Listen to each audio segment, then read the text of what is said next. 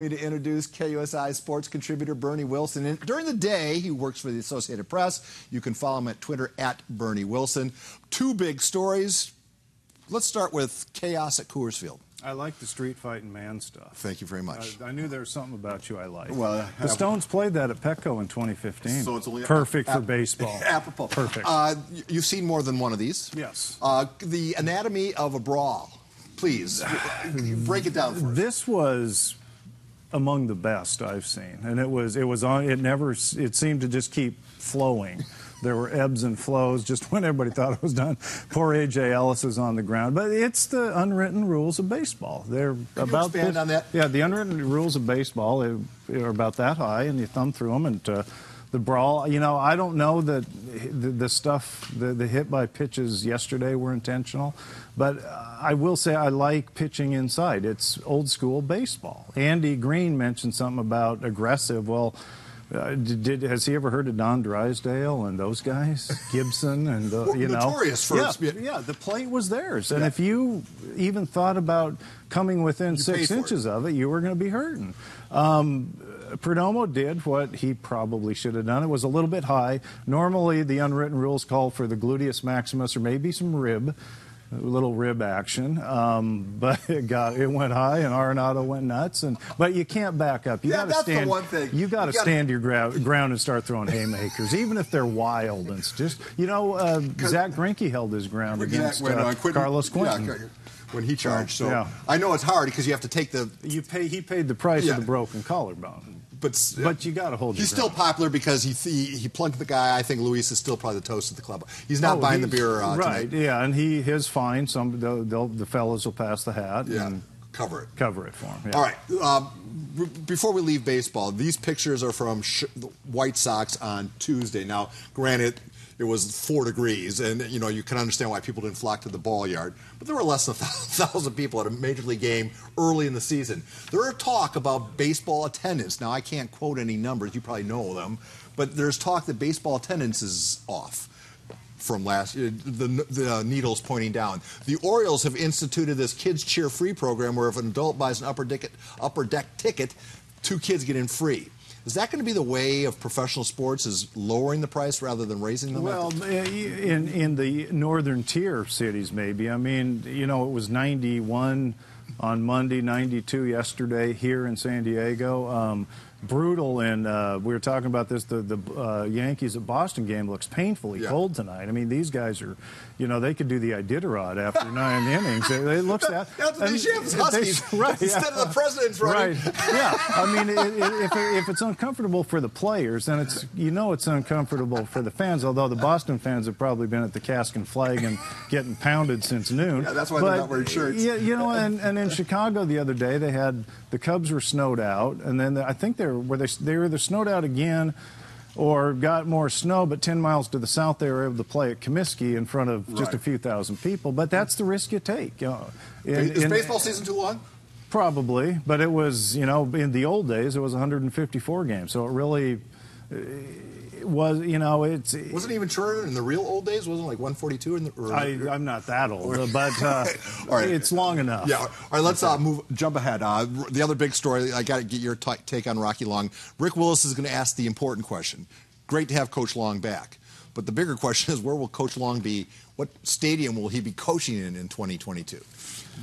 Oh boy, you know, dare I say, I don't care. I mean, I hate Bernie, to be that harsh. We're paying you to care. Well, okay, then let me explain. I've been covering the stadium fiascos since 1995, and I'm tired of them, and I think a lot of other people are too. It's time for the city, City Hall, San Diego State, any other stakeholder to finally get their act together. San Diego's already lost an NFL team. A lot of that was due to the Spanoses. But this city has got to get a grip. And you know, they're building stadiums everywhere else. They just built a soccer stadium in L.A., private investment. Yeah, how can they do it there, where you would think would even be more divisive, and we can't get it together? And there's no ancillary development, as they like to say. It's at the corner of MLK and Figueroa, right by the Coliseum. You know, somebody's got these. If the people leading the city now can't figure it out, they need to step aside and let somebody else figure it out. Or they'll be playing at Southwestern College, which is a dolled-up stadium. I like that divorce stadium. Sad story. A high school football player, former one at Monte Vista, was recently awarded millions of dollars in a settlement due to poorly handled concussion as a freshman football player. His life is going to be different. Certainly, he would not, they say he will never be able to drive again.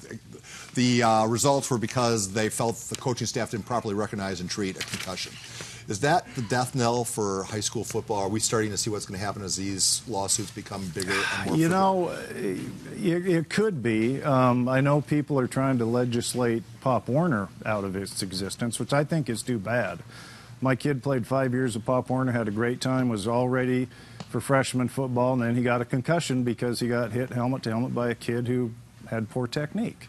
You know, it might be natural selection. At a certain point, it might just become too expensive for at least Pop Warner, maybe too expensive for high school with insurance costs and lawsuits. It's already a lot. But, you know, what's sickening about this case is that the coaches didn't recognize it, and they hadn't taken the training because they had a 2-year window to get it done. Hopefully that's going to be the shot across the bow for every other football program out there. Well, yeah. I mean, well, my kid had a concussion, and, you know, a coach noticed it. They brought the trainer from the opposing team over, took his helmet away. The head coach told me and another set of parents whose kid had got hurt, you got to get your kids down to urgent care. So we were taken care of. 2 more questions I want to get in quickly. The Chargers draft is coming up. I know it's your favorite team. Is this the year the life after Rivers issue gets addressed? I mean, Philip Rivers getting up there in years. 2 years left on his contract. Is a quarterback going to be drafted? Probably. At least they better. And who is that going to be? Have no idea. Secondly, as A.J. Smith would say, you know, we'll let you know. You'll be the first to know, Paul. Could that be a first-round selection? It could be. I mean, or there's a lot of good quarterbacks, but whether the good ones will be there where are they, 17 or 18? Yeah, they probably won't. They're usual projected to go before that. Out of useful range because they underperformed. You got to find that Tom Brady lurking. Before I let you go, a lot of aspiring journalists are watching you right now. You've been writing professionally for going on 4 decades. Yes. What is your advice to young journalists? Well, the main one would be, and I know what it's going to be. For you, go into accounting or law or something like that. That's a good one. For people who can't be dissuaded. Okay, those who can't be dissuaded, get as much experience as you can early on, whether it's your high school paper, a radio station, a website. Get clips. Come, you know, knock on your door. Hey, Paul, I'd like to go out and cover something.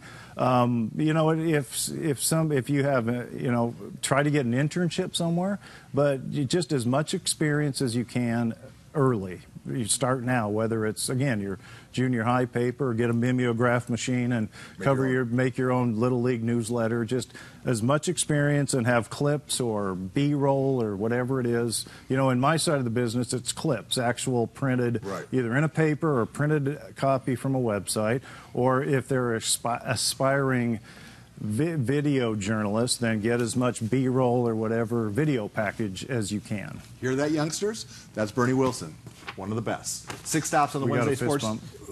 There, thank you. We have this coming your way tonight on the All Sports Sports. 6 stops in all. Hope you tune in for that. The 5 p.m. newscast is now officially over. The 6 p.m. news here at KUSI is coming right around the bend. Hope you stay with us.